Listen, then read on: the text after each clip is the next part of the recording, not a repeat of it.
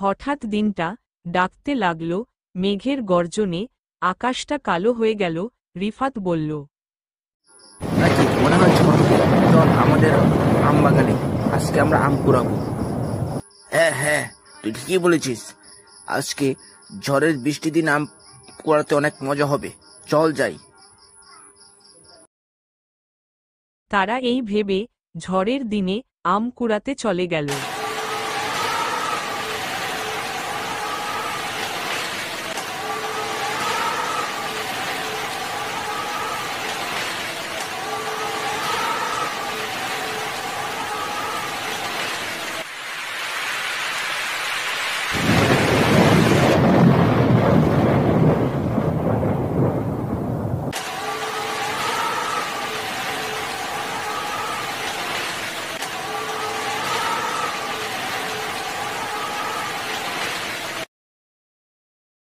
তারা আম বাগানে গিয়ে দেখল, তাদের বাগানে একটা চোর আম পাড়ছে।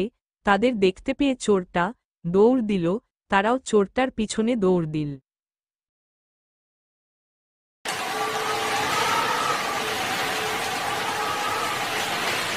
আরে এরা কি? এই দেখ, কে যেন আমাদের গাছ থেকে আম পাড়ছে। এই কে কে কে আম পাড়ছে? এই ধর ধর ধর, দৌড় দিল। এই ধরতে হবে আমাদেরকে, ধর ধর ধর।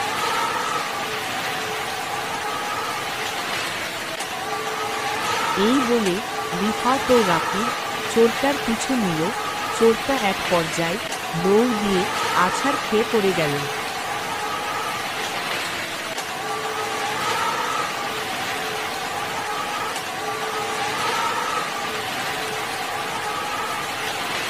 ও মা গো, মরে গেলাম গো, মরে গেলাম, পড়ে গিয়ে মরে গেলাম ও অনেক। এই তো এখন তোকে হাতের নাগালে পেয়েছি, এখন কোথায় পালাবি? বল বল, আমাদের গাছের আম পেরেছিস কেন বল, এখন তোকে বলতে হবে।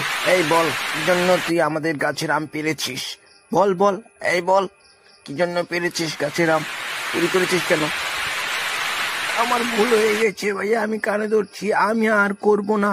আমি আমি খুব গরিব, আমার মা খাবারের কিছু নেই, তাই আমি এই পথ বেছে নিয়েছি। এটা তো তুই আমাদেরকে বলতে পারতি, বললেই তো আমি তোদেরকে আম দিতাম। এর জন্য তো চুরি করার কোনো দরকার নেই। এখন থেকে আম লাগলে আমাদেরকে বলবি, আমি তোকে আম দেব। এখন আয় আমার সাথে। রিফাত ও রাকিব ছেলেটাকে নিয়ে তাদের বাগানে